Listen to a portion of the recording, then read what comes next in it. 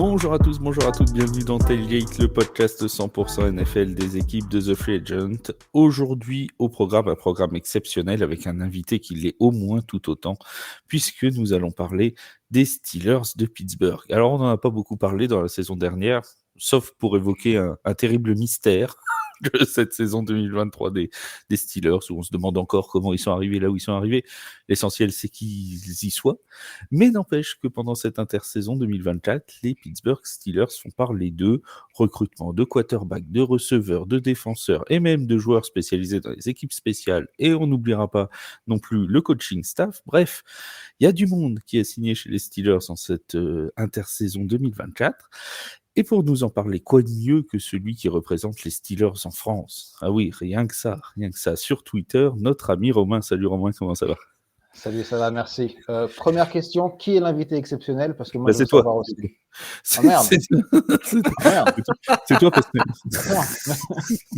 Tu vends et du rêve et c'est que moi. on accueille Russell Wilson. Non, il pouvait pas venir. Il avait licorne aquatique ce mercredi soir. Ah, dommage. Et c'est dommage. Et on a celui qui est avec moi tout le temps, mon compère, mon frère de podcast. C'est mon Seb. Salut Seb, comment ça va? Salut Flav, salut Romain, bonsoir à toutes, bonsoir à tous, bonsoir à toutes ceux. Je suis très heureux d'accueillir le représentant de Steelers France dans T'as mis l'accent, Steelers Friends. Steelers Friends. Oui, je parle l'Angleterre. Et non, je suis très très heureux qu'on reçoive Romain de Steelers France parce que alors je dirais pas qu'on n'a pas beaucoup parlé des Steelers, on n'a pas assez parlé des Steelers peut-être cette saison, mais il y a plein de choses à dire sur ce club qui est dans une sacrée phase de transformation, mine de rien, pendant cette free agency, et qui, en ce qui me concerne en tout cas, attise énormément ma curiosité. Effectivement. Et le nombre de fois où j'ai fait un article pendant les 2 dernières semaines avec un tel signe à Pittsburgh ou va chez les Steelers, c'est j'ai l'impression que j'ai fait que ça pendant une semaine. J'ai parlé des Steelers tout le temps, tu vois, avec à chaque fois une pensée pour mon cher C'est une très Romain, bonne chose. qui est déjà tu dois en être à ta 3e ou 4e apparition chez TF1. Ouais, quelque chose comme ça, ouais. Tu Quelque chose comme deviens ça. un habitué de TF1. Tu vas bientôt détrôner Mathieu Van Ball, que l'on salue aussi au passage, qui est notre invité régulier. Alors mon cher Romain, Tant que je suis réinvité, c'est que c'est bon signe. oh, t'invites même quand c'est pas bon signe, parce qu'on passe toujours de bons moments. C'est ça qui est bien. On va commencer évidemment par parler des quarterbacks, puisque vous avez non pas signé un, mais 2 quarterbacks. Vous 3? êtes passé 3 même, oui, c'est vrai, 3.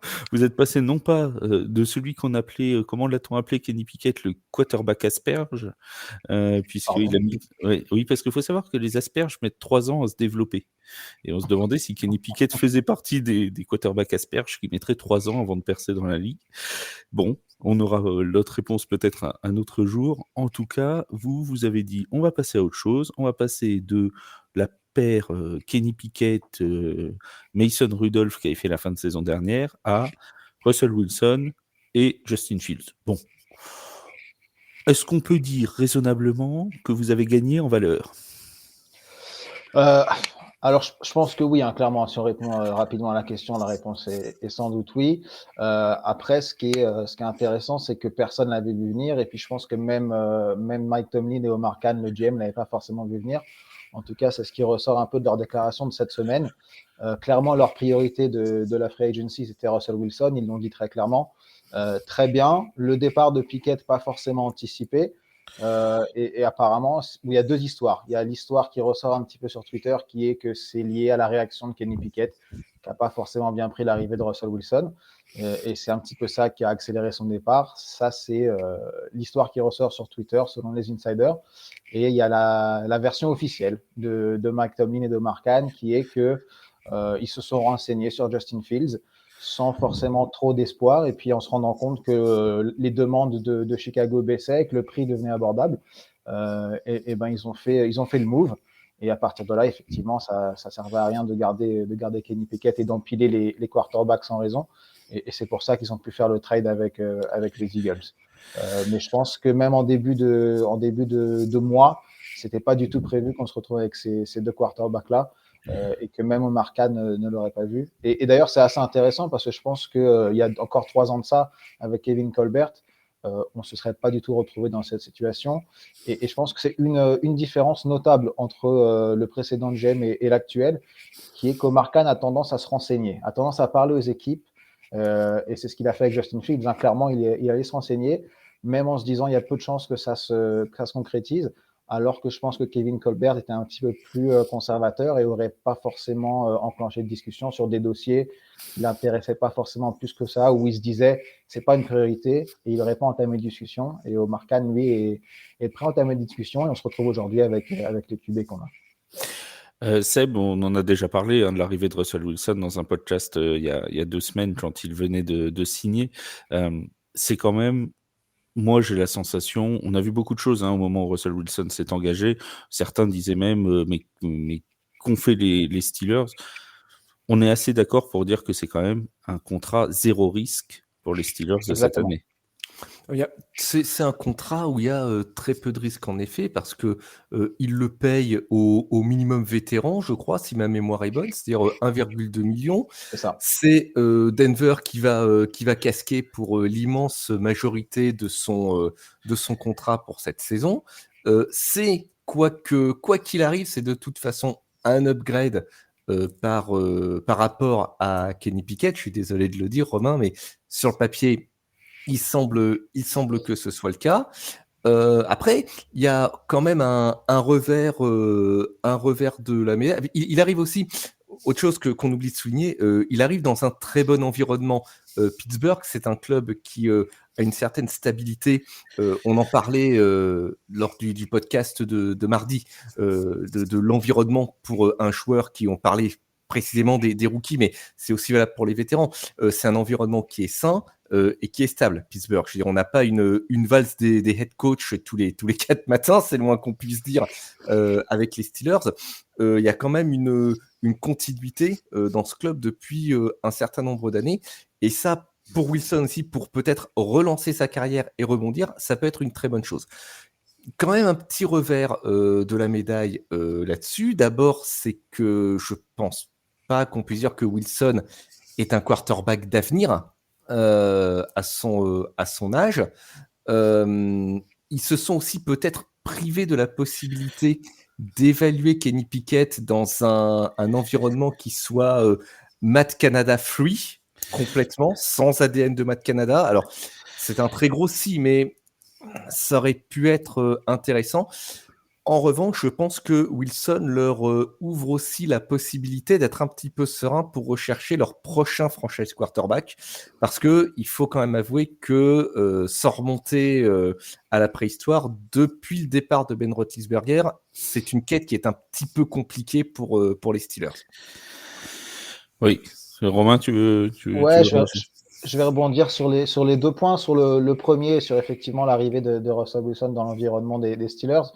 Il y a un point qui est ressorti des interviews de Mike Tomlin cette semaine, qui est que ce qui a beaucoup impressionné les Steelers dans leur entretien avec Russell Wilson, c'est qu'il avait qu'il s'était très bien renseigné sur l'environnement justement dans lequel il arrivait et sur l'état de la franchise et de l'effectif, qu'il était très au courant de l'état de la ligne, par exemple, qu'il savait très bien quel joueur était là où il y avait des trous dans l'effectif. Il savait vraiment là où il arrivait. Et il avait cette connaissance avant de signer. Donc, clairement, il y avait une volonté de sa part, peut-être d'arriver aussi ici et de se dire, je sais très bien que je mets les pieds, je me suis renseigné, je sais où j'arrive. Donc, ça, c'est quelque chose qui est très positif aussi. Après, effectivement, sur l'aspect avenir, il y a 2 choses. D'une part, je suis assez d'accord avec Seb sur le fait que j'aurais bien aimé aussi voir ce que peut donner Kenny Pickett sans Matt Canada et tout ce qui était autour. Pour moi, c'était la direction qu'on allait prendre, très clairement, avant que tout ce qui est arrivé depuis 2-3 semaines se passe. J'étais assez certain que c'est la direction qu'on allait prendre. Peut-être parce que je pense encore comme je suis habitué à penser sous Kevin Colbert. Mais bon, tant pis. Cela dit, effectivement, je vois beaucoup que Russell Wilson a un contrat d'1 an, ce qui est vrai. Ce qui est ressorti des insiders à Pittsburgh, c'est que la volonté du joueur et des Steelers, c'est de travailler sur une prolongation quand même avant même la saison. Donc, ça sera pas, évidemment, ça sera pas 5 ans, ça sera pas un contrat à la Pat Mahomes sur le long terme. Kirk Cousins. Ouais. Mike Tomlin a dit clairement que ça a jamais été une option en raison forcément du contrat. Mais c'est pas McTominay qui a dit ça, hein, ça c'est ce qu'on peut lire entre les lignes. Mais effectivement, Kirk, ça n'a pas été une option. Oui, c'est compréhensible quand on voit le contrat derrière. Mais effectivement, c'est vrai que même nous, on l'avait relayé sur The Free Agent, il y a cette idée d'un éventuel contrat à long terme pour Russell Wilson. Ouais. Moyen terme, disons. Voilà, oui, moyen terme. à moyen terme, enfin d'une prolongation.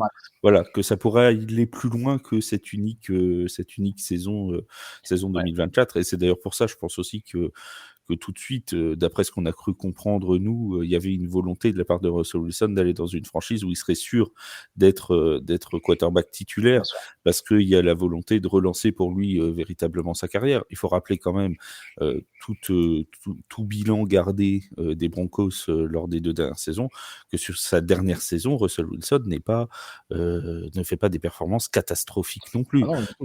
Donc, parce qu'on entend tout, il est fini, il est machin. Il a encore des performances qui sont tout à fait. Faut quand même rappeler qu'au moment où il est benché par les Broncos, ils sont encore en position d'aller en playoff à ce moment-là. Ils sont même éventuellement en position d'embêter les Chiefs en tête de division. Donc c'est quand même, voilà, c'est pas rien. Il faisait pas une saison mauvaise du côté de Denver. Ça c'est une certitude. Bon, après, est-ce que qu'est-ce que ça va donner du côté de Pittsburgh? Ça, malheureusement, personne ne le sait, mais il aurait refusé, quand il est allé discuter avec les Giants, il aurait refusé aussi d'aller plus loin dans les discussions, parce que les Giants ont été clairs tout de suite, comme quoi Daniel Jones, le terrible, le saint Daniel Jones, allait rester quarterback titulaire, et que Russell Wilson, en backup de Daniel Jones, bref, fin de la blague, hein, à un moment, faut arrêter de plaisanter. Faut arrêter de plaisanter. Et Justin Fields, toi, tu le vois comment? Tu le vois venir pour faire le backup pendant 1 an? Tu le vois éventuellement rester plus longtemps? Alors, je pense que la vision, et j'avoue que j'ai eu un petit peu de mal à la comprendre aussi. L'idée que j'ai à l'heure actuelle, c'est qu'effectivement, la vision, c'est de toute façon, le QB remplaçant aurait été, a priori, Pickett ou quelqu'un d'autre. Quel est l'upside? Voilà, quel est le potentiel du joueur derrière? On avait un petit peu de mal à voir l'upside d'un Kenny Pickett qui avait un petit truc en plus que j'aimais bien avec toutes ses victoires en quatrième quart. Mais en termes de statistiques, et on sait que ses stats en termes de touchdown, par exemple, étaient vraiment faméliques. Il y a un vrai upside avec Justin Fields. Est-ce qu'ils vont arriver à l'utiliser? Ça reste à voir. Je sais qu'on parlera plus tard du coaching staff. On a aussi changé de coach de QB, par exemple. On a ramené quelqu'un qui vient des Chargers. Donc, est-ce que cette personne-là va beaucoup travailler avec Russell Wilson? Je ne sais pas. Je pense qu'elle va peut-être aussi beaucoup travailler avec Justin Fields, et que peut-être que la saison qui arrive avec Russell Wilson va permettre aussi d'évaluer Justin Fields et se voir s'il y a un avenir avec Justin Fields. Sur le papier, tu fais Russell Wilson pendant 2 ans, et ensuite, tu as un Justin Fields qui est vraiment bien développé et qui a un petit peu gommé toutes ses erreurs. Ça pourrait fonctionner. Après, la vraie vie est souvent différente de ce qu'on peut voir sur le papier. C'est précisément ce que j'allais te demander, c'est est-ce que l'un des gagnants de ces échanges des Steelers chez les quarterbacks, c'est pas Justin Fields, qui va avoir moins de pression que ce qu'il avait à Chicago, et qui va avoir quand même un mentor en la personne de Russell Wilson, qui va quand même pouvoir lui apprendre des choses et gommer quelques lacunes qu'il pouvait avoir dans son jeu? Cette absence de pression dont tu parles sur Justin Fields, c'est sans doute le point clé pour lui, pour réussir à se relancer. Il a été tellement sous le feu des projecteurs à Chicago qu'il va falloir que, je pense que pour lui, ça va être sain d'être un petit peu en retrait et de pouvoir attendre. On a attendu beaucoup de lui tout de suite. Pour le moment, alors je n'arrive pas à savoir si il ne parvient pas à donner le potentiel que l'on attend de lui, ou s'il n'a pas encore trouvé le coaching staff qui puisse exploiter ses capacités. Pour moi, alors je vais me répéter, hein, je dis ça depuis fort longtemps, et je l'ai dit toute la saison, pour moi, Justin Fields est un très gros point d'interrogation en tant que joueur. Est-ce qu'il peut être une forme d'avenir pour Pittsburgh? Je ne sais pas. Est-ce qu'il peut se relancer et retrouver, peut-être l'année suivante ou dans les années qui suivent, un poste de titulaire ailleurs en NFL? Je ne sais pas non plus. Là, pour moi, c'est vraiment Mais tu une ne sais énigme. rien, dis-moi. Mais je ne sais rien, mon pauvre Flav, qu'est-ce que je fais là? Mais pourquoi j'ai pas pris Bertrand? C'est ça la question. C'est ça l'interrogation du soir, en fait. Je ne sais pas non plus. Je ne sais pas. Ouais, toi non plus, tu ne sais pas. Mais voilà, ce joueur est une énigme. Il reste une énigme pour moi. Là aussi, ça va être un développement intéressant, mais j'ai envie de rajouter, ça fait quand même plusieurs années que Justin Fields est un développement intéressant. C'est vrai. C'est vrai. Après, est-ce que paradoxalement, la meilleure chose qui pourrait lui arriver, c'est de ne pas jouer du tout cette saison, de ne pas être appelé à remplacer Russell Wilson? Si Wilson pouvait faire la saison sans blessure, sans pépin, laisser le temps à Fields. Après, là où j'ai un petit peu de mal, et je ne connais pas bien Justin Fields, hein, je ne peux pas prétendre avoir suivi Chicago de plus près que ça les 2 dernières saisons. Nous, on les a suivis. Je me doute bien, et c'est pour ça que je dis ça. Mais je me souviens avoir découvert Justin Fields à l'époque sur Netflix, dans la fameuse série QB1. Et du peu que j'ai compris du personnage à l'époque, après j'espère qu'il a mûri entre-temps, j'ai pas l'impression que c'est quelqu'un qui fuit beaucoup les projecteurs non plus. Donc, est-ce que le fait d'être un petit peu dans l'ombre de quelqu'un d'autre, c'est quelque chose qui va bien vivre? C'est aussi un point d'interrogation. Voilà. On est bien d'accord que pour que le poste de starter n'est pas en jeu, que c'est Russell Wilson en 1, Justin Fields en 2. C'est ce qui a été relayé en tout cas par les gens qui ont des contacts. Nous avons les mêmes infos. Nous n'avons pas de contact à Pittsburgh, à part Romain quand il y va. Voilà, bon, on va pas rappeler l'affaire de l'hôtel. Mais voilà, j'ai très peu de contacts. Trop peu peut-être. Mais en tout cas, voilà, c'était à part toi, tu es notre seul contact avec Pittsburgh. Que tu le saches, on repose tous nos espoirs sur toi. C'est pas une bonne situation pour vous, ça. Je ne sais pas s'il y a de bonne ou de mauvaise situation. On continue à dérouler l'attaque parce qu'avoir des quarterbacks c'est bien, mais avoir des cibles c'est encore mieux. Et il y en a une notamment qui s'est rajoutée de cible, c'est Van Jefferson qui a débarqué du côté des Steelers. Alors il y a toujours notre ami Pickens qui est là, on va pas l'oublier Voilà. évidemment. Mais lui c'est pas un ajout, il est là, il est déjà là. Mais Van Jefferson qui arrive, est-ce que c'est une bonne pioche pour toi, l'arrivée de Jefferson? Alors pour moi, le poste de receveur, c'est vraiment le gros trou béant auquel je ne m'attendais pas cette saison à cause du départ de Deontay Johnson. Ouais. Alors tu dis que Pickens, c'est pas un ajout, c'est vrai, c'est le cas, mais est-ce qu'on est en train de le propulser au poste de receveur numéro 1, ce qui serait relativement inquiétant à mon sens. Et l'arrivée de Van Jefferson, c'est un petit peu la fausse bonne idée en fantasy tous les ans. Tu te dis, peut-être. Alors peut-être. Voilà, et c'est ça. peut-être pas. Tu arrives au 11e tour en fantasy, tu dis, peut-être. J'aime bien, je me rappelle, il a fait une bonne saison. Et effectivement, il a fait une bonne saison. Il a fait une saison à 50 réceptions. Et derrière, il tourne à une vingtaine de réceptions par saison. Et là, on parle de chiffres qui sont d'un 3e ou 4e receveur, vraiment, quand tu es à 20 réceptions par saison. Je regardais un petit peu pour comparer à Allen Robinson qu'on avait l'année dernière, qui a fait une saison décevante. Je pense qu'on est tous d'accord là-dessus. Il est à 34 ou 35 réceptions. Donc, voilà, je pense que vraiment, sur le papier, il vient pour remplacer, pour prendre ce rôle-là, mais avec des chiffres encore inférieurs. Donc, voilà. On se rappelle de la bonne saison de Van Jefferson en 2021, je crois. Effectivement, oui. Il y a potentiellement des choses intéressantes à faire, mais il n'y a aucune garantie du tout. Et j'espère vraiment qu'on ne va pas entrer dans la saison avec Van Jefferson comme deuxième receveur. Ça serait très inquiétant. Il y a d'autres rumeurs qu'on a vu tourner, notamment un certain monsieur Ayuk, mais il faudra aller chercher soit un premier, soit un deuxième receveur si on propulse Pickens en premier. On draftera quelqu'un, quoi qu'il arrive, mais je pense que deuxième jour, il y a un receveur qui est drafté par Pittsburgh. Mais Van Jefferson, très clairement, c'est de la profondeur pour moi. Si on se repose plus que ça sur lui, je serais très inquiet. Il y a le terrible Marquez Callaway qui est aussi dans votre effectif, que je connais bien, puisqu'il a été chez les Saints pendant un petit temps. Je l'avais oublié. Hein. Quez Watkins aussi. Quez Watkins des Eagles, qui est pareil, qui tourne à une vingtaine de réceptions par an. Bon. Ouais. Pour toi aussi, Seb, c'est un petit peu le point noir pour l'instant.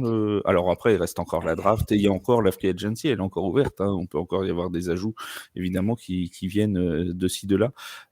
Pour l'instant, c'est l'un des points noirs pour toi? C'est clairement le point noir. Alors, George Pickens, propulsé receveur 1, moi, ça me semblerait faire sens dans la situation actuelle. Après, il est vrai que pour le moment, l'entourage est quand même pas fait pas sauter de joie, hein, ne vend pas du rêve. En effet, Van Jefferson, c'est un receveur 3 ou 4, hein, a priori, comme tu le disais, Romain, une bonne saison dans sa carrière, hein, carrière qui en compte 5 de saison, et c'est une saison à 50 réceptions. Ouais, bon, et 6 touchdowns. Ouais, bon, ok, c'est correct, mais depuis, oui, 2020, saison 2022, 24 réceptions, 2023, 8, la saison dernière avec les Falcons, 12 réceptions. Et il Et divise 100 par yards. 3. Attends, il divise par 3 toutes les saisons. Il Ouais, a fait t'as vu ça? 50, 24, Ouais, 8. Bon, 8 divisé par 3, il vous fait 3 normalement l'an prochain. Ouais, ouais, normalement, super. il fait. Ouais. Donc c'est voilà, non, mais il amènera Bon, tant mieux. il amènera sa contribution à l'escarcelle, comme on dit. Mais plus sérieusement, en effet, là, pour le moment, dans le reste du roster, il y a personne qui a l'étoffe d'un receveur 2. Pour le moment, c'est un peu inquiétant. Après, en effet, à la draft, au 2e, 3e tour, des receveurs, il y en aura. Ce sera le moment de chercher l'homme de la situation. Ce sera le moment sans doute de chercher la pépite, car même s'il y a encore des receveurs disponibles sur la free agency, il y a quand même pas mal de vétérans qui auront du mal à tenir la distance sur un poste de receveur 2. Il faut chercher un Puka Nakua, en fait, en 5e En tour. plus, Ça se trouve sous le pas d'un cheval, c'est bien connu, mon cher ami. On en trouve un chaque année. Oh, mais vous êtes Ouais. négatif. En plus, c'est un petit peu le profil. Alors, évidemment, c'est le profil. Oui, effectivement, il nous faudrait un rookie qui bat tous les records. Non, mais en termes de type de receveur qu'il nous faut, quand on regarde l'effectif, on a beaucoup de joueurs, enfin beaucoup. Les joueurs qu'on a à ce poste-là, c'est des joueurs qui aiment bien prendre la profondeur et qui sont dans la verticalité. Ça manque quand même d'un receveur de possession, comme l'était Deontay Johnson. Et il va falloir le remplacer en termes de profil aussi, hein, parce que là, je vois personne capable de faire ne serait-ce que 6-7 réceptions sur un match. Surtout si tu me dis que Van Jefferson va en faire 3 sur la saison. Ça m'emmerde un peu. Mais C'est peut-être comme les heures d'ensoleillement à Dunkerque. Peut-être que ce sera 3 sur le même match. ouais, peut-être. Bon, après, tu dis ça. Hein. Odell Beckham Jr. a bien fait une carrière avec 20 réceptions par saison, mais ça, faut pas le dire trop fort. C'est ça. Oui, alors surtout pas dans le fief des Giants. Alors ici, tu as de la chance, il n'y en a pas, ni moi ni Seb, mais je rappelle que TFA est chasse gardée des Giants de New York. Alors il faut y aller mollo sur Odell Beckham Jr. C'est à peu près le dernier bon joueur qu'ils ont eu sur les 5 dernières saisons. Alors, oh, l'attaque, elle a été gratuite. Après celle sur Daniel Jones, maintenant, c'est celle sur OBJ. Ça va commencer la violence. on salue toute l'équipe d'ailleurs des d'Only a Giants pour le podcast qui font du bon boulot. C'est le moment d'être gentil avec les Giants. Faut bien de temps en temps. Il y a Michael Thomas qui est encore dispo dans la free agency, tiens. Il y a Michael Thomas qui est encore dispo dans la. Bon alors, j'espère que vous avez une bonne infirmerie. Voilà, c'est ça. c'est un peu le souci avec Michael Thomas. Voilà, il y c'est aurait pas 3 ce matchs par problème saison. voilà. Oui, lui c'est pas 3 réceptions, c'est 3 matchs. Exactement. Il n'y aurait pas ce problème de santé récurrent chez Michael Thomas. Ça serait un excellent choix, mais c'est un risque. Oui, c'est un risque, effectivement. En parlant d'NFC Sud, vous avez été faire vos courses chez les Falcons, enfin chez les anciens Falcons d'Atlanta hier, Oui. puisque Cordarrelle Patterson est venu signer chez les Steelers. Alors c'est assez paradoxal, on en parlera dans la deuxième partie de l'émission, mais c'est le jour où il y a la nouvelle règle du kick-off que Cordarrelle Patterson signe chez les Steelers. Faut-il y voir un signe? Je n'en sais rien. Mais en tout cas, c'est quand même là pour le coup un bon ajout. C'est quelqu'un qui est capable de marquer des touchdowns sur renvoi de coup de pied. On en sait quelque chose. Ouais, c'était un petit peu une surprise parce que c'est vrai qu'on pensait pas avoir arrivé de renfort au poste de running back. Après, effectivement, je pense qu'il vient surtout en qualité de returner de kick-off. C'est a priori une bonne nouvelle. Effectivement, si je dis pas de bêtises, c'est lui qui a le record en NFL dans l'histoire de retour de kick-off retourné pour des touchdowns. Donc, on prend, évidemment. Comme tu dis, il y a le changement de règle qui, a priori, devrait favoriser le nombre de retours. Donc, c'est peut-être la bonne saison pour aller chercher un returneur de qualité, surtout que ça fait quand même quelques saisons qu'on trouve personne et qu'en général, on change 2 ou 3 fois pendant la saison. Donc, a priori, très bien. Il y a forcément un lien avec Arthur Smith qui l'a fait jouer pas mal à Atlanta, qui l'a un petit peu relancé. Au dépit de Bijan Robinson, j'y reviendrai plus tard, ce qui nous a un petit peu tous surpris l'année dernière. Mais tant mieux. Après, si je dois être un petit peu négatif, je me rappelle de la dernière fois qu'on allait chercher un gros nom au poste de retourneur. Ça avait duré 2 mois. C'était un certain Jacoby Jones. Voilà. Ça avait duré 2 mois. Je crois qu'il avait joué 4 matchs. Et puis après, il avait été coupé à cause de ses fumbles, qui n'est pas un problème connu pour Cordarrelle Patterson, mais bon, j'attends quand même de voir à cause de ça. J'ai été un petit peu échaudé par l'expérience de Jacoby, qui à l'époque, j'ai regardé aussi avec 31 ans. Cordarrelle arrive à 33. Et je me dis, est-ce qu'on va pas faire la même erreur d'arriver trop tard? J'espère que c'est pas le cas. Mais sur ce qu'a montré encore Patterson l'année dernière, a priori, tout va bien. On n'est pas arrivé après la bataille. Donc, effectivement, très bonne nouvelle, pas du tout prévu, pas du tout anticipé. Mais si on peut se renforcer en équipe spéciale, qui est pas forcément une partie du jeu sur laquelle on excelle depuis quelques années, je prends avec plaisir. C'est toujours une bonne surprise. Il y a parfois des bonnes surprises. Même chose, Seb, je suis désolé, je te donne la parole en deuxième aujourd'hui, comme je fais honneur à notre invité et spécialiste des Steelers. Seb, Cordarrelle Patterson, c'est quand même quelqu'un qu'on a encore sous la semelle, sous le crampon, devrais-je dire. Il a l'air inusable, surtout Cordarrelle Patterson. Ça fait ça va faire plus de 10 ans qu'il est là. Et effectivement, je pense que c'est une bonne prise. Moi, je vais abonder tout de même dans le sens de Romain, notamment parce que, alors lui en l'occurrence, effectivement, il peut amener son no-ball à l'escarcelle. C'est quelqu'un qui ponctuellement peut être efficace, que ce soit sur les retours, que ce soit aussi très certainement sur les troisième downs et sur les choses comme ça. On s'attend pas à ce qu'il porte le ballon 30 fois par match, c'est pas ce qu'on va lui demander. On veut qu'il amène son expérience, on veut qu'il amène son explosivité sur certaines phases de jeu très précises. C'est un role player. À son âge, encore heureux que ce soit un role player. Je pense que c'est une très bonne prise pour étoffer l'effectif. Très bien. On a parlé de l'attaque, parlons quand même un peu de la défense, parce qu'après on va nous reprocher qu'on parle que des attaques. Et nous ne sommes pas de ce genre-là. Et encore moins quand on a des invités qui viennent de l'AFC Nord, qui est connu pour être une division de poètes, qui mise beaucoup sur le beau jeu, sur les envolées lyriques, etc., mais qui mise aussi parfois sur sa défense assez tenace. Et en parlant de défense, vous avez quand même un petit ajout intéressant, au moins un cette année, au moins un. Tu pourras nous en donner d'autres s'il y en a d'autres, mais il y en a quand même au moins un. C'est Patrick Quinn qui vient de pas très loin. Qui vient de l'AFC Nord lui aussi, qui vient des Ravens de Baltimore. C'est quand même un gros coup aussi de cette free agency. C'est un gros coup et là encore c'était très inattendu. C'est un poste d'inside linebacker où on avait tout chamboulé déjà la saison dernière avec Con Alexander, Cole Holcomb et Landon Roberts qui étaient arrivés. Donc le poste avait été chamboulé.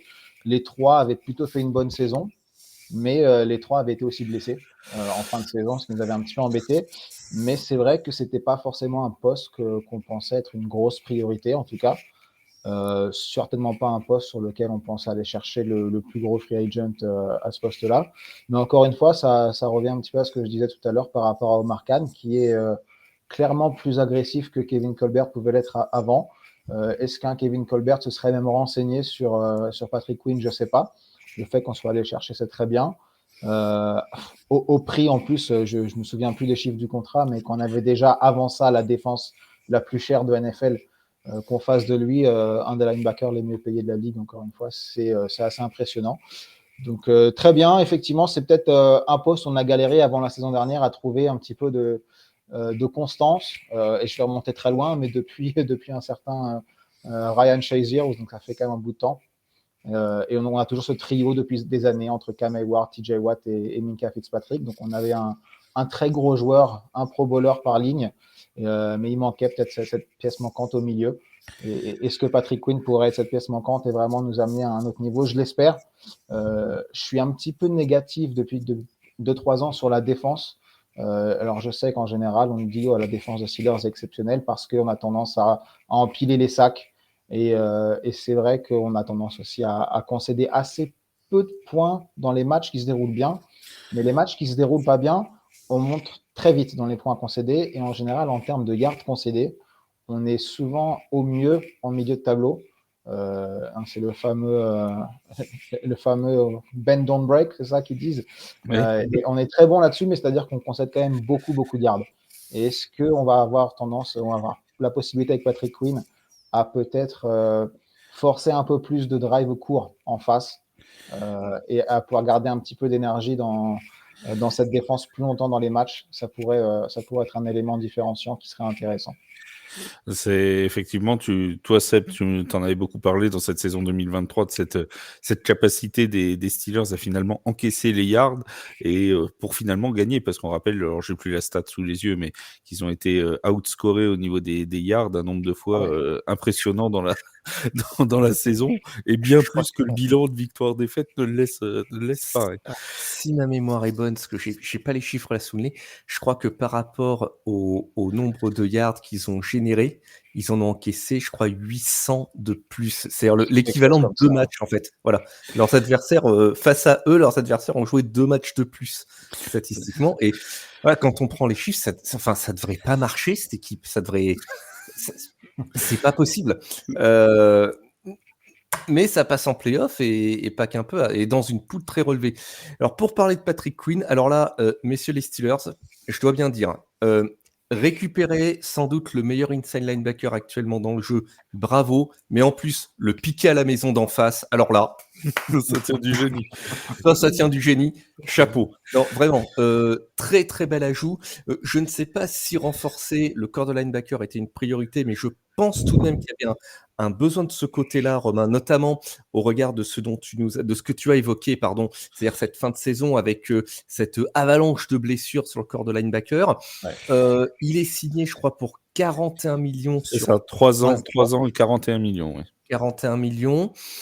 Moi, alors, à mon humble avis, le risque, il est vraiment quasi non existant. Le seul que j'identifie, c'est 3 ans sur ce poste-là, c'est long. Poste sujet à blessure. Mais ça fait partie de la chose. Ça fait partie de la chose.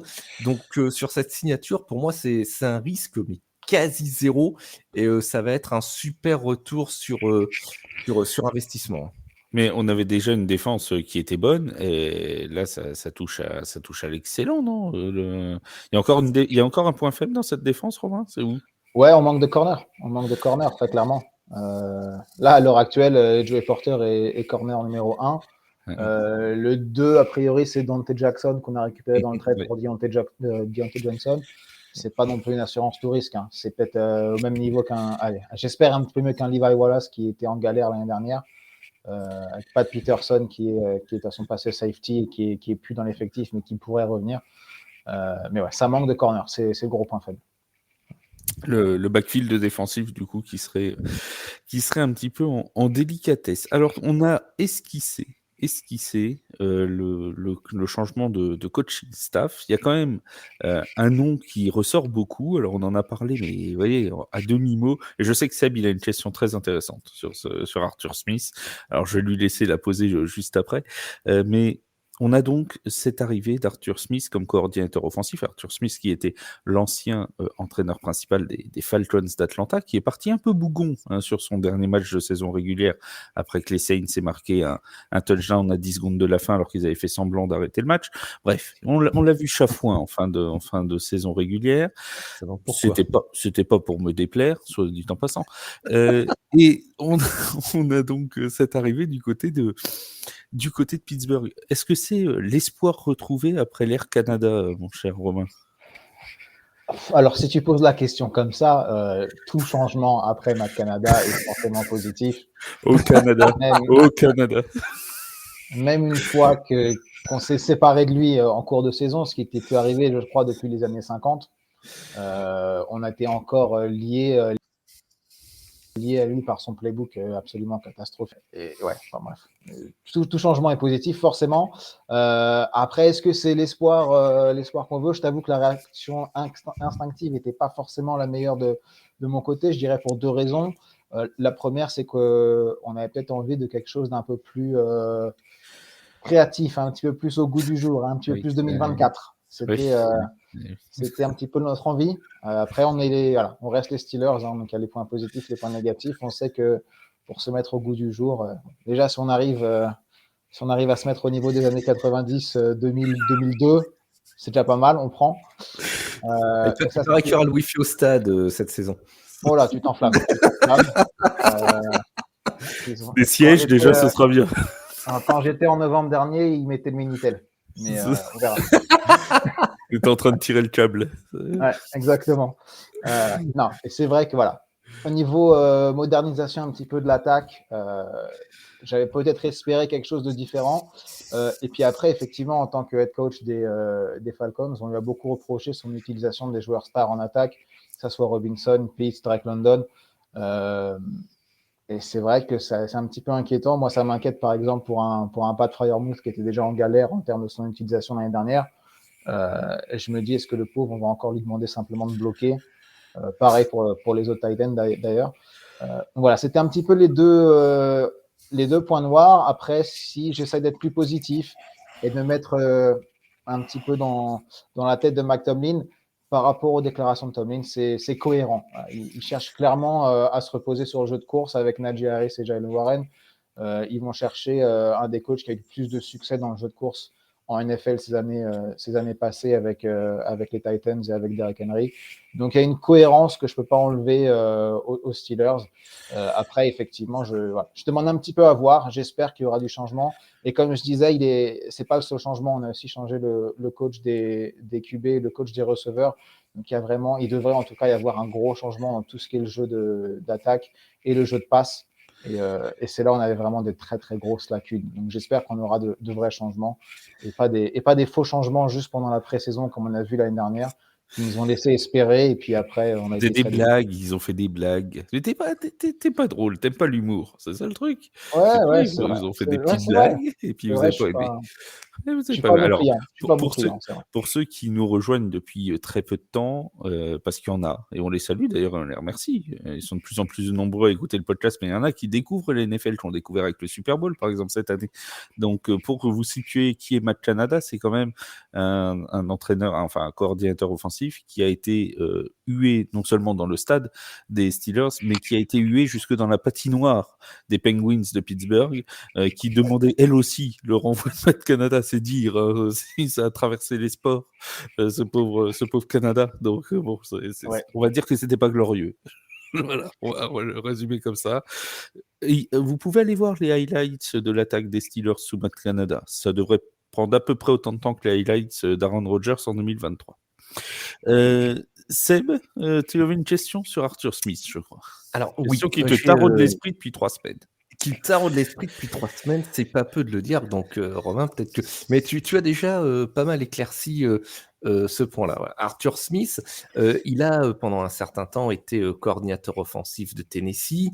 Il a construit cette attaque à l'époque autour de Derrick Henry. Puis, il prend le head coaching job à Atlanta. 3 saisons. Il y a une forme de constance, 7 victoires, 10 défaites sur les 3. D'accord. Après, il y a de très bons coordinateurs qui ne sont pas faits pour. Et puis, il y a de très bonnes équipes en NFC Sud. Il y a de très bonnes équipes. Et le niveau de la NFC Sud est particulier en relevé, c'est vrai. Rappelons-le. Et Atlanta, il a essayé de mettre en place la même chose. Donc, Arthur Smith, c'est quelqu'un qui aime le jeu au sol, qui aime les play action, qui aime attaquer le milieu d'une défense. Bon, Russell Wilson, c'est un quarterback qui aime beaucoup bouger et travailler en dehors de sa poche. Et Justin Fields, j'en parle même pas. Je veux dire, comme quarterback de poche, Justin Fields, c'est antinomique dans les termes. Du coup, moi, je me pose la question de... Bon, le mot est un peu fort, mais c'est pas exactement de la pertinence de ce recrutement au poste de quarterback avec ce coordinateur offensif. Là, moi, ça m'a quand même laissé un petit peu comme deux ronds de flanc, si vous voulez bien me passer cette expression de vieux, chers amis. L'expression aussi vient des années 50, la dernière fois. C'est pas piqué des hannetons.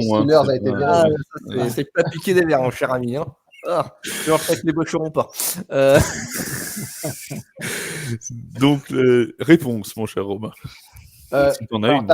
tu as complètement raison, et c'est vrai que c'est une question qui est beaucoup revenue. Quand on pense aux Titans avec Arthur Smith, c'est vrai que c'était basé autour de Derrick Henry, mais aussi avec un Ryan Tannehill qui est quand même pas du tout le même profil qu'un Russell Wilson. Et à la limite, on pourrait presque se dire, finalement, un Kenny Pickett était plus proche en termes de profil d'un Tannehill plutôt qu'un Wilson. Après, il y a 3 points que tu as évoqués en termes du style d'Arthur Smith.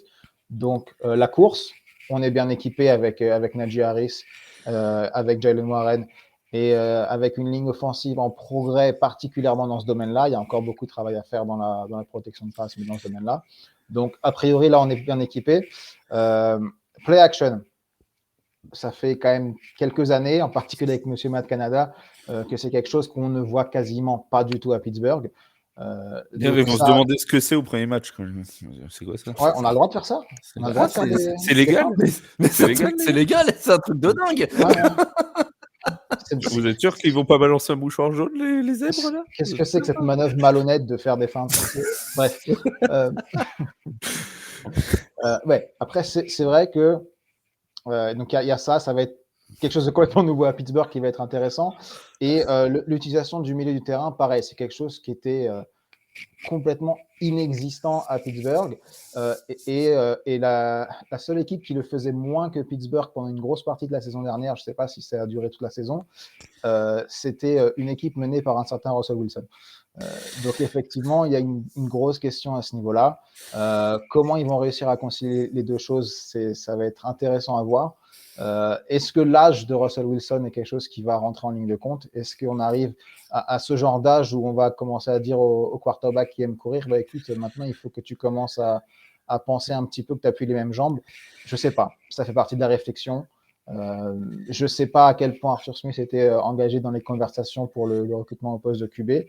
J'ose espérer qu'il l'a été. Mais c'est vrai que c'est une excellente question et je pense qu'on aura des réponses définitives qu'une fois la saison commencée. La seule bonne question du podcast vient donc d'être posée par Seb, qu'on remercie. mais comme dirait mon cher Arthur, mes questions, voilà, on sait ce qu'il a dit. Voilà, on sait ce qu'on en pense. On répétera pas le premier podcast de la saison. Une autre question, tiens, alors là, qui a à voir en globalité, on a eu hier la sortie des premières cotes de bookmaker pour les victoires. Le cote des victoires des Steelers s'est placé à 7,5 victoires. Donc, plus ou moins de 7 victoires. Alors moi, franchement, la première chose que j'ai dit, et là, Seb pourra confirmer sur notre serveur interne, la première chose, quand j'ai vu la sortie, j'ai dit, mais alors par contre, les Steelers à 7,5, je les vois plus haut. Déjà parce que c'est Mike Tomlin, donc il y aura au moins 9 victoires, déjà, de base, tu vois. Et franchement, je trouve qu'à 7,5, quand tu vois que les Falcons, par exemple, sont à 10,5, ou que, je ne vais pas faire une fixette sur les Falcons, mais tu vois, tu as des équipes comme ça qui sont beaucoup plus hautes. Moi, franchement, les Steelers à au moins 8 victoires, j'y crois très nettement, non? Pas toi, Romain? Ouais, complètement. Et puis, c'était le cas l'année dernière. L'année dernière, je crois qu'on était pareil autour de cette victoire. C'est exactement la même chose, 7,5 l'an dernier. Voilà, et puis finalement, on est arrivé à cette victoire assez tôt dans la saison, si je ne dis pas de bêtises. Effectivement, pour revenir à ce que tu disais, on ne sait pas non plus comment, mais on est arrivé assez rapidement. Ça me semble quand même mieux armé là, pour la saison 2024 qu'en 2023. Je suis d'accord avec toi. Je ne vais pas te contredire là-dessus. Allez-y, misez vos maisons, misez vos voitures. Misez ce que vous pouvez perdre, parce qu'après, c'est Romain qui rembourse. Ah oui, c'est vrai, pardon. C'est vrai. Il y a des gens en France, mais nous, on aura des problèmes. Nous, on va avoir des problèmes. Qui est responsable? Si les gens misent leur maison à cause de moi, qui est responsable? C'est ça. Ce sera toute la discussion. Non, mais voilà. Toi, Seb, 8 victoires au moins pour les Steelers, t'y crois? Toi qui aimes lire dans les boules de cristal. Oui, précise. Moi, cette cote à 7,5, ça me paraît quand même sévère. On parle d'un club qui était à 10 victoires la saison dernière, qui, au vu de son recrutement, est quand même pas censé être sur la pente descendante. Je pense que ce qui joue, c'est l'adversité en AFC Nord. Je pense que c'est le truc qui fait qu'ils voient... Parce que les Bengals, par exemple, sont cotés à 10 victoires et demie. Et je crois que les Ravens aussi, si même. Il faut que Joe Burrow joue plus de 3 matchs, quoi. C'est simplement mais moi, ça me paraît... ça me paraît sévère. Je pense qu'on pourrait voir des Steelers au moins aussi bien placé que la saison précédente, si ce n'est mieux. Après, on connaît mon talent de C'est ça. pronostiqueur. J'allais dire, ça me paraît être un bon pari pour la saison, mais on va rappeler, et vous pourrez retrouver ce magnifique podcast avec Mathieu Van Bool, nos talents de prévisionniste et de pronostiqueur pour cette saison 2023. Hein, rappelons que certains avaient mis les Jets, par exemple, en playoff. D'aucuns avaient dit que les Texans seraient loin. Bon, bref, enfin, on va pas tout rappeler. Hein, il y en avait même qui avaient mis les Saints pas loin de la tête de la NFC. Enfin, bref, c'est tout ça. C'était pas moi, je précise. Je précise, c'était pas moi. C'était pas moi. Moi, j'avais dit qu'ils auraient du mal à se qualifier. Hein. Donc, tu vois, je précise que c'est un jeu. Enfin, Enfin, après, bref. les Jets, quand même, on peut quand même avoir un petit peu de compassion pour les gens qui avaient misé sur les Jets. Oui. Si Merlin l'Enchanteur s'était pas blessé après 10 minutes, 10 secondes, pardon. Oui, 10 minutes, c'était sympa. J'étais généreux, pardon. Sympa. C'était le moment où il a ses chaussures là, dans le vestiaire. À partir du contrat, à partir de la signature du contrat. C'est ça. Et ça a compté le moment où il est rentré sur le terrain avec le drapeau. Voilà, tout ça a compté. Tu vois. Bien, mon cher Romain, merci beaucoup d'avoir été avec nous. Alors, quittez pas le podcast, hein, parce que nous, on continue avec Seb, mais Romain, on doit le libérer. Mon cher Romain, merci. Tu nous rappelles le compte, des Steelers sur X.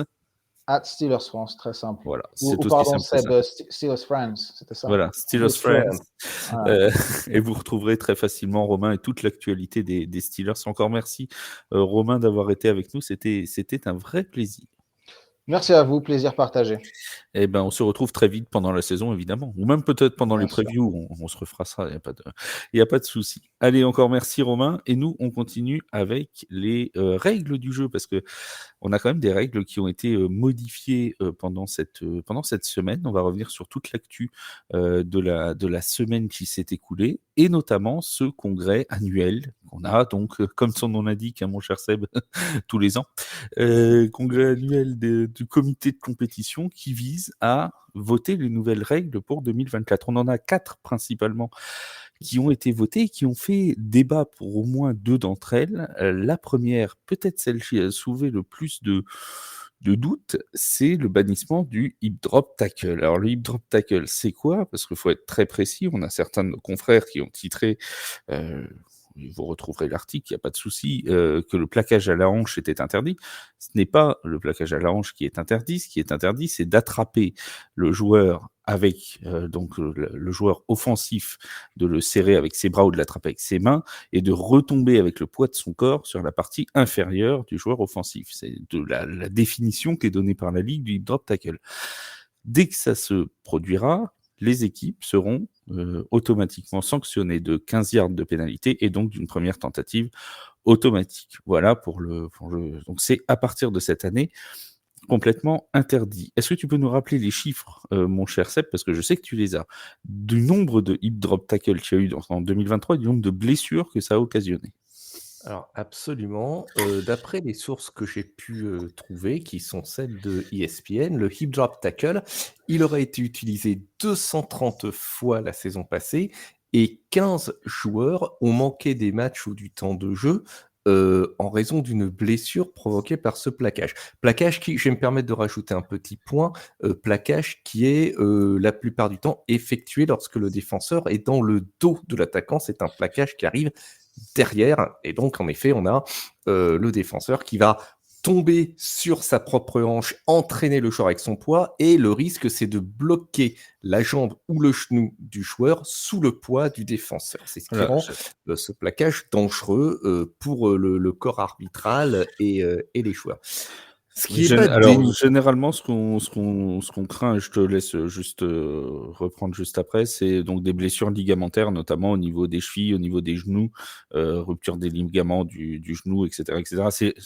Et c'est là-dessus, la NFL a dit qu'il s'est blessé entre 22 et 25 fois plus qu'un plaquage classique, et c'est vraiment là-dessus, c'est qu'en plus, c'est pas des blessures entre guillemets bénignes qui vont se guérir en une semaine, c'est des blessures qui potentiellement mettent fin à des saisons. Hein.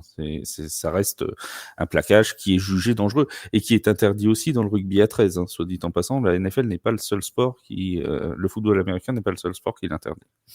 Exactement, et tu as raison de le rappeler. C'est vrai que lorsqu'on prend la donnée brute que j'ai livrée tout à l'heure, 230 plaquages, 15 joueurs blessés, on peut se dire Bon, sur la totalité d'une saison NFL, ma foi, c'est pas grand-chose. Mais comme tu l'as rappelé, ce sont, des blessures très graves qui sont provoquées par ce plaquage, qui mettent un terme à une saison ou à une carrière, parfois, tout simplement. Par conséquent, le bannissement du geste fait sens, à mon humble avis. Alors, il y a eu plein de réactions, excessives, hein, notamment sur, X, ex-Twitter, hein, JJ Watt notamment qui, lui est persuadé qu'on en revient au flag football en supprimant ce Ah, geste. c'est quelque chose qui est beaucoup revenu dans les commentaires, même alors de joueurs, là tu es en train d'en parler et tu vas en parler, mais même de personnes entre guillemets lambda, de suiveurs de la NFL en disant dans ce cas-là on arrête de plaquer, on joue au flag football. Voilà, Javon Holland également, le safety de Miami qui a, tweeté, breaking news, tackling banned. Bon, c'est C'est des pas réactions. François Hollande, hein, on précise. Non, voilà, c'est pas François, c'est son fils. Donc à mon avis, c'est une polémique stérile et c'est une polémique qui a toujours existé, dès qu'il y a eu un bannissement de gestes en NFL. Je veux dire, la NFL a supprimé, les plaquages sans les bras et tête en avant, elle a survécu. Elle a banni le horse collar tackle, elle a survécu. Le plaquage survivra à la disparition du drop tackle. La difficulté, ça va être pour les arbitres de les juger. Bon courage. Et je pense qu'on n'a pas fini d'entendre les observateurs couiner sur certains appels de pénalité sur ce fameux hip drop tackle. C'est ça, et c'est le problème. Et d'ailleurs, Roger Goodell s'est exprimé, je crois que c'était mardi, donc le commissaire de la Ligue, qui disait que il y aurait possiblement des révisions vidéo qui seraient faites même après les matchs sur des éventuels, voilà, si vraiment ça a été très dangereux ou si le joueur a été blessé et que ça n'a pas été signalé, il pourrait y avoir des amendes qui seraient mises a posteriori, etc. Pour revoir, pour essayer de rendre le système le plus lisible et le plus juste possible. Après, il y aura évidemment, et ça on peut déjà vous le dire maintenant, et on pourra faire 3 podcasts dessus, ça changera rien, il y aura évidemment des grosses différences entre un tel corps arbitral. Alors, on va nous dire entre telle équipe ou telle équipe, parce qu'évidemment, il y a toujours ce complot de telle équipe est favorisée par la Ligue. Alors là, je vais me faire taper dessus et me dire non, c'est pas un complot, c'est la réalité. Bon, chacun verra midi à sa porte sur le sujet. Voilà, on va dire oui, les Chiefs ont été favorisés, oui, blablabla. Bon, C'est exactement ce que dirait un type qui fait partie d'un complot. voilà, tout à fait. Si ça se passe à Dallas, on sait bien qu'Yaya nous dira que les Cowboys ont été favorisés parce que c'était à Dallas et que c'est truqué. Ouais. Enfin bref, voilà, il y aura toujours ce genre de Et d'hurluberlu. attends qu'il y ait un match qui se décide sur Sur cet un, bah appel oui. de pénalité. Et attends que ce soit un match de playoff. Et Attends attends que ce soit un match de playoff, ça va partir dans tous les sens sur les réseaux. Ça, tu peux en être sûr et certain. Ça, c'est absolument certain. Toujours est-il que, quoi qu'on en dise et quoi qu'on en pense, eh ben, c'est interdit. Voilà. Non, c'est de toute façon interdit. Une autre règle qui a été modifiée, mais alors celle-là seulement pour 1 an, c'est une phase de test, c'est le kick-off, la période de coup d'envoi, qui a donc été modifié maintenant. Alors, je vous fais la version simple, hein, vous pouvez aller sur l'article de The Free Agent, il y a toutes les explications détaillées sur, alors s'il retourne, on arrive à là, s'il retourne pas, on arrive à blablabla. En gros, le kicker est toujours au même endroit, sur ses 35 yards, sauf que son attaque est placée dans la moitié de terrain de la défense, sur la ligne des 40, si je ne dis pas de bêtises. La défense est placée sur la ligne des 35, donc ils ont 5 yards seulement d'écart. Et les 2 équipes ne peuvent bouger qu'à partir du moment où le retourneur de coup de pied s'est saisi du ballon et s'en va donc vers la end zone adverse. C'est à partir de ce moment-là que les 2 lignes ont le droit de bouger, pas avant. Pour ceux qui suivent les Mousquetaires de Paris, c'est exactement le système que l'on a en ELF de coup de pied. Donc les gens qui regardent le football américain en Europe seront habitués à ce genre de coup de pied déjà. Pour ceux qui regardent les ligues de printemps, c'est ce qui se faisait en feu XFL en 2023. C'est exactement le même système. Quel est le but ? Le but, c'est d'éviter les blessures avec des gens qui arrivent à pleine vitesse et qui peuvent se percuter, et surtout favoriser le nombre de retours de coups de pied. Parce que c'est ça aussi, il faut voir que si maintenant on laisse le ballon filer jusque dans la end zone, on va repartir de ces 20 yards. Et là, tu as plus envie de prendre le ballon, il arrive à 20 yards, tu le réceptionnes et puis tu pars en courant. Comme les lignes sont l'une face à l'autre, tu as plus de possibilités généralement de gagner du terrain. Est-ce que ça te semble une bonne idée, toi, Seb? Je demande à voir. Alors moi, je dois le concéder, j'ai un gros angle mort sur le FL et la XFL, hein, je n'en ai pas regardé. Donc j'ai pas d'idée vraiment visuellement de ce que ça peut donner. Je pense que moi, en tant que vieux spectateur de foot, ça va me faire très bizarre de voir les deux équipes se regarder en chien de faïence le temps que le ballon traverse le terrain et atterrisse dans les mains du relanceur. Néanmoins, le côté sécuritaire de la règle, ça, je l'entends parfaitement. On sait que les phases de jeu au coup de pied, elles sont particulièrement accidentogènes. Si ça doit aller dans le bon sens, à la fois sur la prévention des blessures et également sur le taux de relance des coups de pied, parce que la saison dernière, on a quand même eu à peine 20% ou 21% des coups de pied qui ont été relancés. Et là, apparemment, le corps gouvernant les règles s'attend à voir ce taux remonter à 50 ou 60%.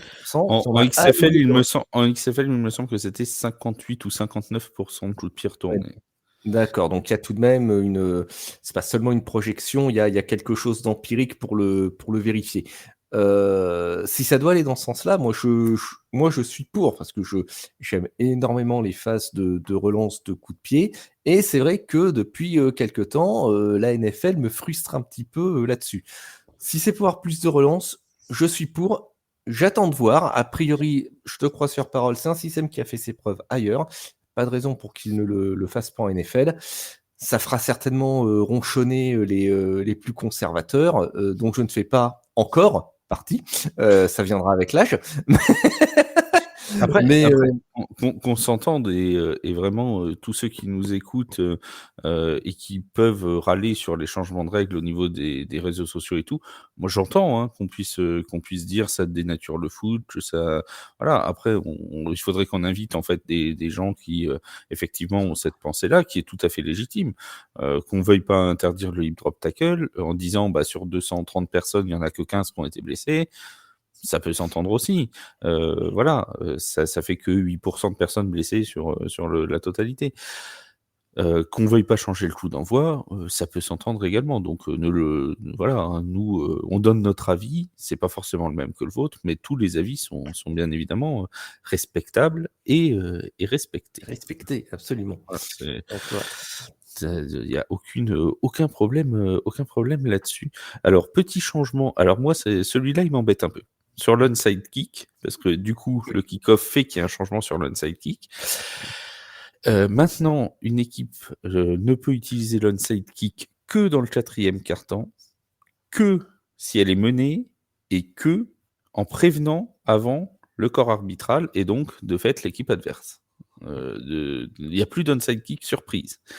Alors, en tant que fan des Saints, qui a renversé un Super Bowl sur un onside kick surprise, on y revient.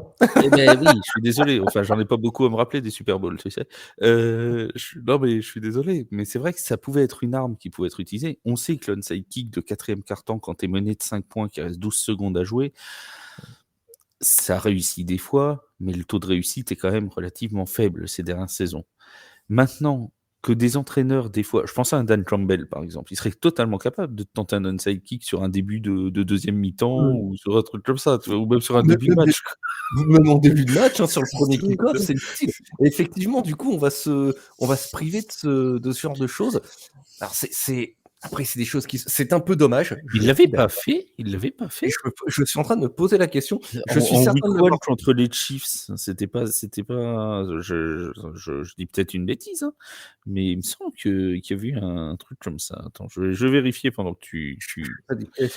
Alors, je trouve que c'est dommage de s'en priver, même s'il s'agit de choses, d'actions vraiment très très ponctuelles. Je veux dire, on va pas avoir 10 matchs par semaine dans lesquels il y aura un onside kick dans le premier quart, certes. Mais je trouve dommage de se priver d'un certain effet de surprise sur l'équipe adverse. Ça aussi, on verra. On verra. Voilà, alors, il y avait une proposition pour le remplacer par une 4e et 40, une 4e et 20, pardon. Il y a donc c'est ce qui se faisait en XFL. En fait, vous convertissiez une 4e et 20 plutôt qu'un onside kick.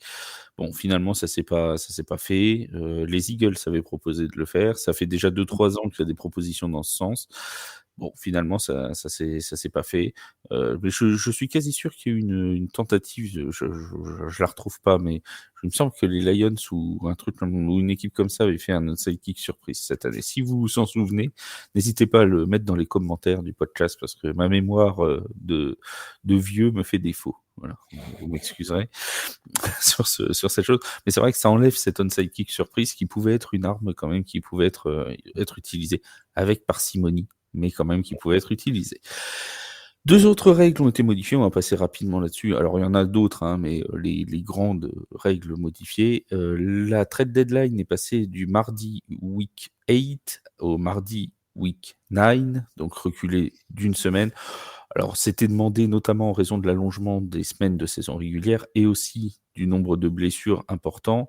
On pense, voilà, il y a eu Kirk Cousins l'an dernier qui s'est blessé en week 8 et les Vikings ont eu 24 heures pour aller chercher Joshua Dobbs, quoi, grosso modo.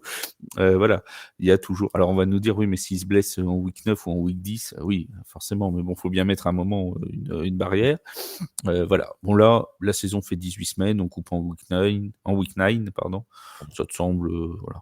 Ça fait sens. Ça fait sens, ça fait tout Voilà. à fait sens. Et autre règle qui a été demandée par les... Alors, en plus, c'était les Steelers qui avaient demandé le recul de la trade deadline. Tiens, d'ailleurs, on aurait dû en parler avec Romain.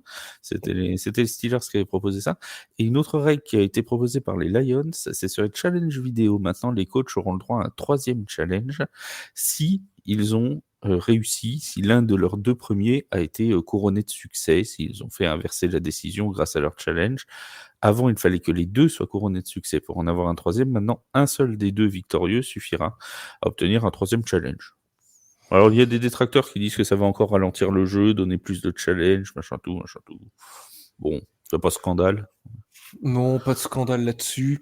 Là aussi, je pense que c'est vraiment une évolution à la marge sur les règlements. Mais qui peut aussi ponctuellement avoir son importance, hein, sur un match très serré, sur une décision discutée. Bon, ça peut faire la différence, mais je pense vraiment que c'est marginal. Très bien.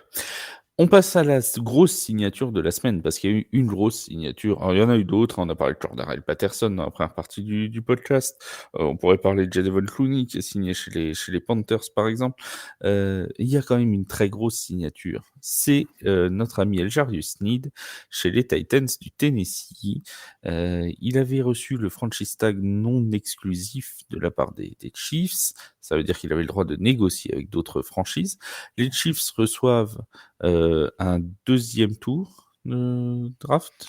3e, non ? 3e tour de draft. 3e de 2025, c'est ça, voilà. C'est ça, parce qu'ils voulaient un 2e au début, mais finalement, ils l'ont laissé pour un 3e. Et L'Jarius Sneed va donc partir chez les Titans du Tennessee.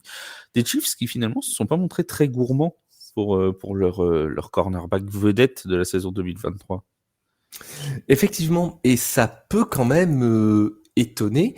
Comme tu l'as dit, un 3e tour en 2025, et je crois ils ont échangé leur choix au 7e tour avec Tennessee. Voilà. Et on peut se dire que c'est pas cher payé. Après, il faut regarder d'un petit peu plus près les raisons de tout cela. À mon sens, il y en a 3. D'abord, c'est qu'ils ne voulaient pas payer L'Jarius Sneed sur un contrat à long terme. Donc, ça excluait une longue prolongation, et Sneed, c'est ce qu'il souhaitait.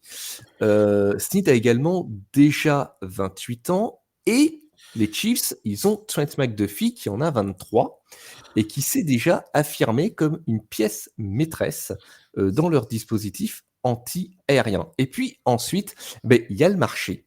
On en revient toujours à la même chose, hein, quand il s'agit de joueurs de foot professionnels. La position de cornerback, elle est assez volatile, et d'une saison sur l'autre, sur ce poste, il peut y avoir une perte de valeur très importante. Donc, les Chiefs, ils ont pris une décision de bon sens par rapport à leurs objectifs. Je pense qu'ils auraient beaucoup aimé conserver la L'Jarius Sneed, mais pas pour 3 ans ou pour 4 ans. Ça devait être du 1 an ou 2 ans qui devait être dans les tuyaux. C'est pas comme ça que Sneed entendait gérer sa carrière, donc il part à Tennessee. Et puis, Tennessee, au passage, qui fait de lui un homme riche, hein. C'est ce que j'allais dire. On est sur un très gros contrat. Alors c'est un contrat de 4 ans. Les Titans ont révélé hier à la signature officielle, c'était mardi, oui, donc hier pour nous et avant-hier pour vous, les détails du contrat. Donc c'est bien ça, c'est 4 ans, 76,4 millions, dont 55 millions pleinement garantis.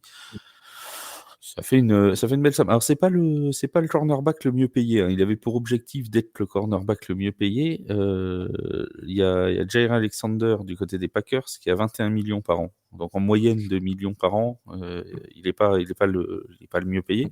Mais s'il avait joué au niveau du franchise tag, c'était 19,8 millions. Donc au final, là il l'a mais sur les 4 ans, quoi. Il l'a mis sur les 4 ans. Ça le met quand même, je crois, dans le top 7 C'est le des top 5, corners. même top 5 peut-être des Ouais, top cornerbacks. 5 ou top 7 des corners les mieux payés. Donc, c'est vrai qu'on peut se dire que Kansas City, on n'a pas retiré grand-chose, je mets de gros guillemets à grand-chose, mais lui, par contre, a très bien négocié son contrat. Son agent a très bien négocié son contrat avec Tennessee. On va voir ce qu'il va donner dans cet environnement d'une équipe de Tennessee qui semble repartie pour un nouveau cycle, du moins c'est ce qu'on espère, puisque le club était très clairement en fin de cycle la saison dernière. Mais justement, cette équipe des Titans du Tennessee, c'est un peu en train de devenir une des énigmes de cette intersaison, parce que mine de rien, ils accumulent quand même pas mal les renforts depuis quelques temps. On a quand même donc il y a Derrick Henry qui est parti remplacé par Tony Pollard. On a eu l'arrivée de Calvin Ridley, donc avec DeAndre Hopkins, qui va donner un bon corps de receveur. On a Will Levis qui sera sophomore, donc le quarterback. On a maintenant l'ajout d'El-Jarius Sneed. Il y en a eu d'autres, hein, des ajouts. Ça fait quand même, c'est quand même une franchise qui, mine de rien, on la disait en totale reconstruction et presque repartir de zéro. Elle aura quand même quelques arguments à faire valoir la saison prochaine. Tony Pollard, hein, aussi, qui est Tony Pollard qui est arrivé. Mason Rudolph, Nick Folk en kicker. Il y a des ajouts, il y a des ajouts intéressants. Est-ce que cette agrégation de talents est-ce que cette somme va être supérieure à l'accumulation des talents? À voir. Après, c'est une affaire de coaching et de management. C'est encore un petit peu trop tôt pour dire si la sauce va prendre, mais comme pour tous les clubs d'ailleurs, au moment où on en est de la saison, on y verra déjà plus clair lors des camps pour les Titans comme pour tous les autres. Mais c'est vrai que les Titans font une free agency intéressante et somme toute assez discrète jusqu'à ce gros coup avec la L'Jarius Sneed. Tout à fait. Je vous rappelle à tous que vous pouvez retrouver les articles évidemment sur TFA et sur l'appli TFA. Vous pouvez également retrouver le podcast NBA de nos amis donc de la rédac NBA, c'est N1. Vous les retrouvez sur toutes les plateformes d'écoute et vous pouvez également retrouver First Pitch, le podcast MLB, puisque la saison de MLB, l'Opening Day a lieu ce 28 mars. Alors il y a déjà 2 matchs qui sont reportés, mais il y aura de quoi faire niveau match de baseball. Ça commence donc dans la nuit de jeudi, enfin dans la soirée de jeudi et dans la nuit de jeudi à vendredi en France. Nous, on se retrouve la semaine prochaine puisqu'on va passer maintenant à un rythme d'un podcast par semaine. Donc, on se retrouvera jeudi prochain. Ne paniquez pas, il n'y a pas de podcast mardi, c'est normal. On se met en mode off-season avec Seb. On se repose pas pour autant, hein, mais on se met en mode off-season. Et n'hésitez pas, encore une fois, si vous avez envie de thèmes qu'on pourrait aborder. Alors, généralement, on fera des reviews de la semaine qui s'est écoulée. Mais s'il y a des thèmes particuliers que vous voulez qu'on aborde, n'hésitez pas à les donner en commentaire ou à envoyer un message. Hein. Vous envoyez un mail sur contact@thefreeagent.fr et vous nous dites sujet pour Tailgate et vous balancez votre sujet. Il n'y a pas de souci. Charles se fera un plaisir de vous répondre. Voilà pour toutes les infos. Merci beaucoup, mon Seb, pour cette heure passée ensemble. Et merci encore une fois à Romain, qui n'est plus là, mais qu'on remercie d'être venu avec nous. Et on vous souhaite à tous une excellente semaine. Portez-vous bien. Salut tout le monde. Ciao, bye.